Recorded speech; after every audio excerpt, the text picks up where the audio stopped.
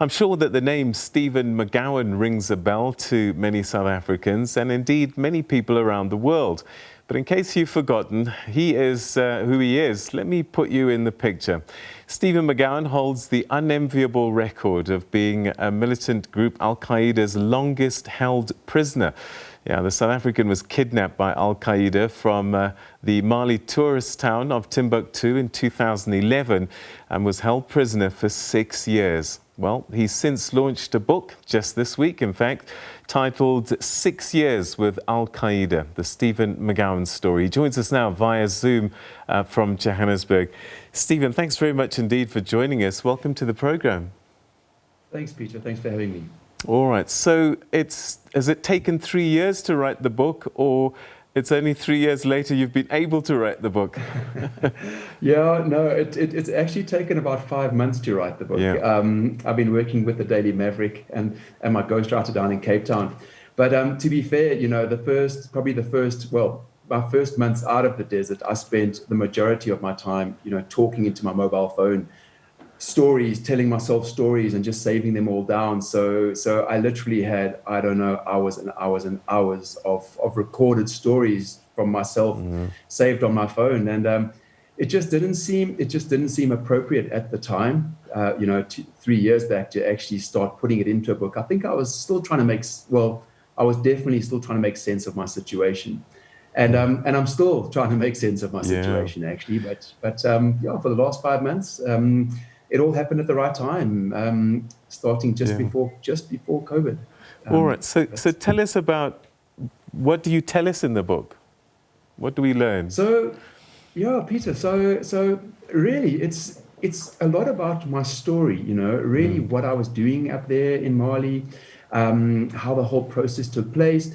And I suppose a lot of the difficulties, you know, I mean, being the longest held captive, I really got to understand al-Qaeda, being there for so long. And, one of my strategies to actually stay alive and try and stay sane was really to try and be liked by al-Qaeda, if you like. You know, I figure they're probably less likely to kill someone they get along with. And so I placed myself around them. So a lot of the anecdotes in my book really are things that I learned, and things that I learned about the desert, and things that I learned about al-Qaeda, as to who they are and why they are. And obviously, I mean, I feared death quite a bit in the early days. And, so I do take you through those things from like a mental perspective, and some of the things, like the actual challenges that I had. And I didn't get to talk to my family for the full 5 years, 8 months. And, and really there were times when I wasn't quite sure I was actually going to make it through this. Well, let's talk about those first stages, because I mean, you're on your motorbike and you're on an adventure from France, I believe, and you're going through North Africa on your way home to South Africa. And then Timbuktu, your life changed in a moment. That's 100% correct. I was actually leaving London. I was working in London for the previous 7 years prior to that. And my wife and I, we were both heading back to South Africa. We were coming home, to set up shop and be near our family again.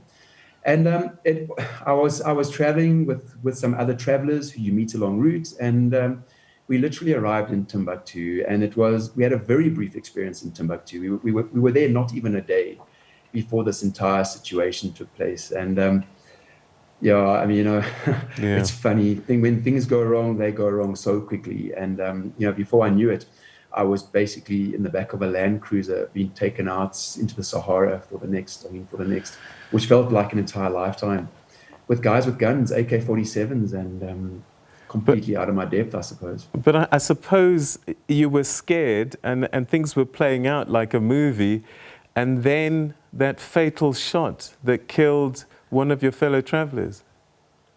Yes, but the strange thing is, because a situation like this is so far from most of our reality, even the gunshot just seemed so out of place. I mean, I've never been so close to somebody being shot, or seen someone being shot before. It's just the entire situation. It took months. It literally took 9 months to the first year to actually feel that it wasn't a dream. The entire thing felt fluffy and like I was living something which was absolutely like a parallel universe. Um, yeah, seeing. So we were four guys originally who were being dragged out to be kidnapped, and like you say, the one gentleman was shot there in front of us there in the street, and certainly it put things in perspective that this was something serious and something real. But I suppose many of us from South Africa, we don't really understand al-Qaeda. It really is an American problem or European problem. So for me, it was something which I didn't quite understand, besides Yeah. watching the news and knowing that the UK and America are fighting Yeah. against, the Taliban and Al-Qaeda in various parts of the Arab world. But it So, took a long time to what did understand you this. learn about al-Qaeda? I would imagine a lot of things shift. You spend a lot of time with people and they become human, even though they're your captors. Peter, the thing is, if you can't be angry for 6 years. Yeah, I mean, can you imagine what you're going to become if that is what you yeah, are for 6 years? And at the end of the day, everybody is human. We've all got different views on life, and we've had different upbringings and different norms. But basically, pretty much, we all want to survive. We all want to get by. We'd like to better our lives. We need to eat. We need to drink. We need to sleep. So at the end of the day, I mean, if Al Qaeda were to put down their weapons, they were very normal people. They would be just like you and I, and you could sit down and have a coffee with them and have a conversation. I mean, if they were not a militant, extreme militant group. So certainly, I mean, during my 5 years, 8 months, I certainly got to know some of them very well. We changed groups within Al Qaeda. Obviously, they're a very large organization, but we changed groups every 2 months, and because of that, there was a bit of a rotation of their soldiers. So I got to meet some of their soldiers a number of times. I met them for 2 months, and then they disappeared for 6 months, and then they came back again. So I certainly got to make some connections or some inverted commas friendships or yeah, relationships. And you realize what they're fighting for and why they're fighting. And you can sort of understand what they're trying to achieve. However, I was taken captive for 5 years, 8 months, and I was the pawn that was being bartered or negotiated. And you know, yeah. who am I? I'm some little South African chap who certainly cannot change the Yeah. world. So I certainly don't agree or approve with the way that they do, their operations. Well, All so, I could from it, in a sentence, what is their cause?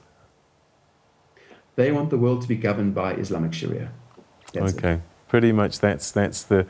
That's Okay, it. That's the bottom line. so it's impossible to be the same when you're in a artificial environment for a prolonged period of time.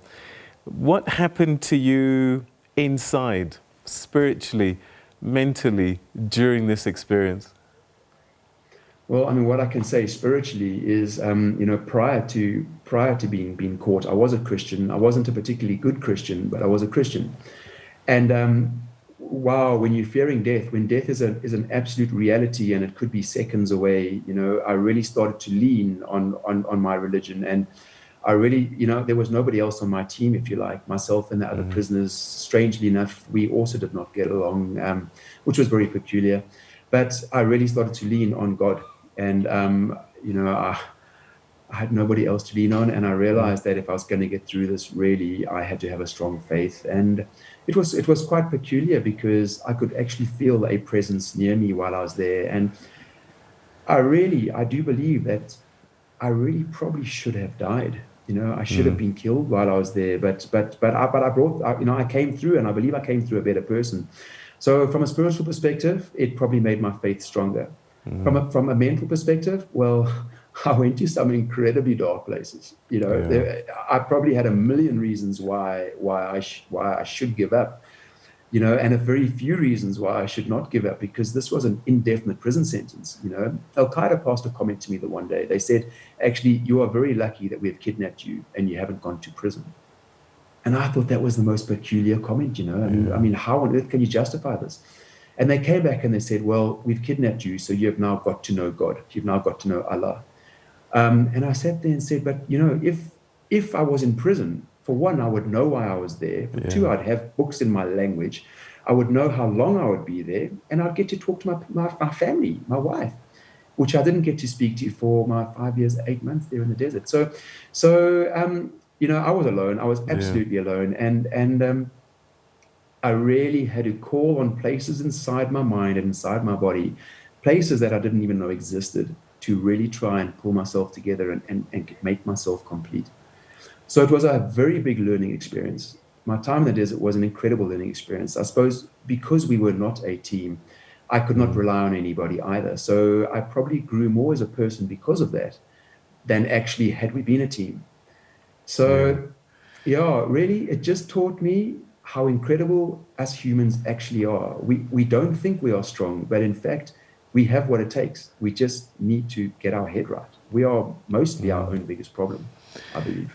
So people talk about struggling to get back to normal life, whether you've been away at war or you've been in prison for many years, and you come out and there's this thing about trying to get back into what used to be normal routines, but because you've shifted, normal isn't normal anymore. What was your experience of coming home and trying to be Steve McGowan, the free man?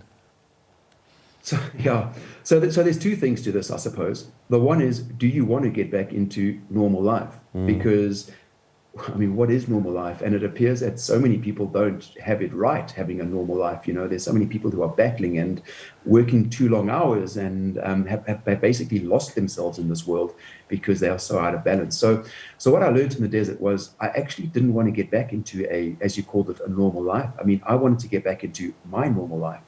And my normal life had shifted because my normal life, I wanted more balance in my life.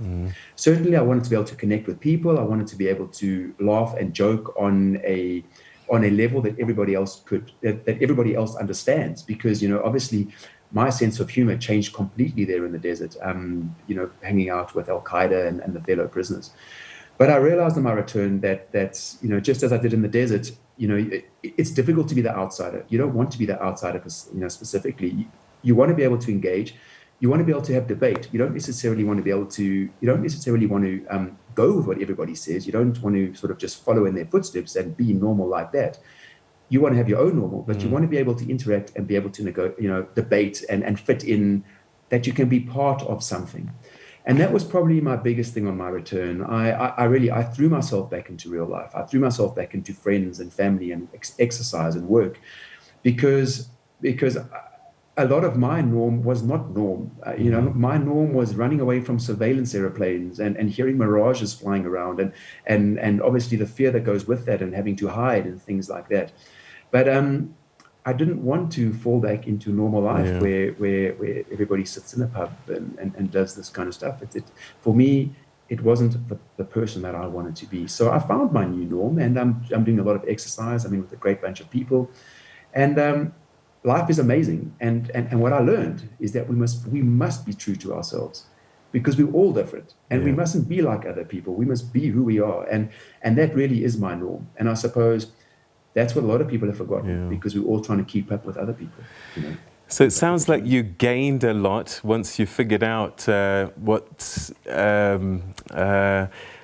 shifts that you have to make mentally and new ways of looking at things. But are there things that you can say, being away for 5 years, 8 months, I've lost this, and I've lost this probably for life? When I came out of the desert, I found it incredibly difficult to shoot the breeze, just to talk idle banter.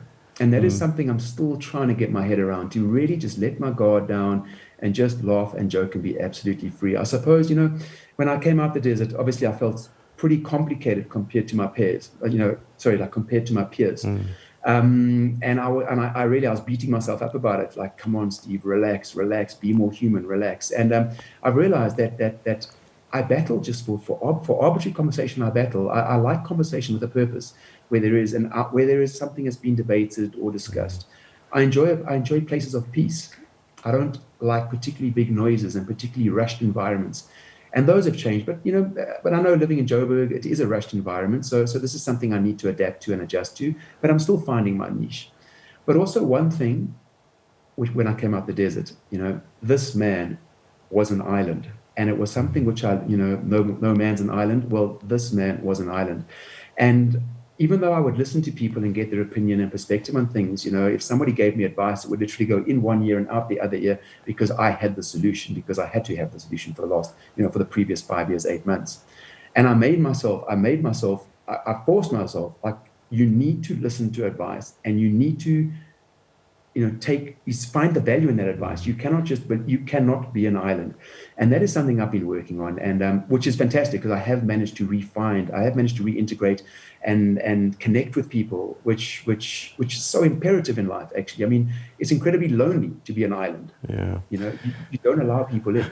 So I feel, look, I think I found good balance. I feel great, hey? And my marriage is fantastic and my family life is wonderful. And I've got a huge group of mates, and a lot of people in the early days were so generous towards me and loving and nurturing and offering me a safe place. When I came up with stupid questions like, what is Uber? People didn't laugh at me. I mean, exactly, what is Uber? Yeah. People didn't laugh at me. They basically they understood, and they basically held my hand, And I'm so grateful for that because I was in quite a strange space when I came out of the desert. All right, I'm being told to wrap this conversation, but one question I must ask. Lockdown, did that trigger you in any way? I know that you were giving people advice on how to manage it. Not quite the same thing, but for some of us, it was hard. Yeah, no, and I fully respect that. And all I can say, Peter, is that in a year's time, when you're looking back at this, you'll have perspective, and this would have been a walk in the park.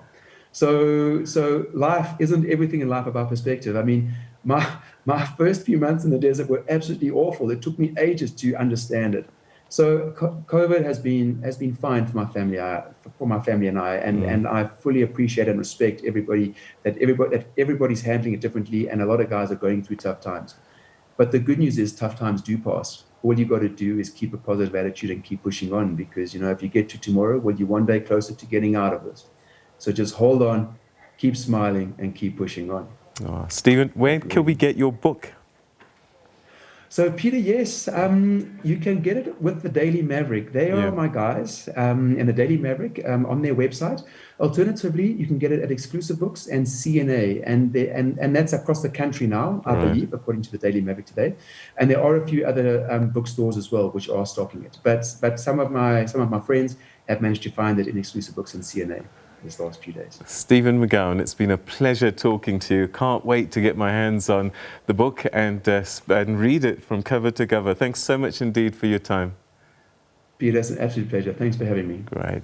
Okay, that was Stephen McGowan. 6 years with al-Qaeda. That's a book that he wrote about his experience, and something that 6 years of captivity with the militant group al-Qaeda. The book is available, as he said. You can either go to the Daily Maverick website or CNA Exclusive Books. I think this book perhaps could be quite enlightening for us all.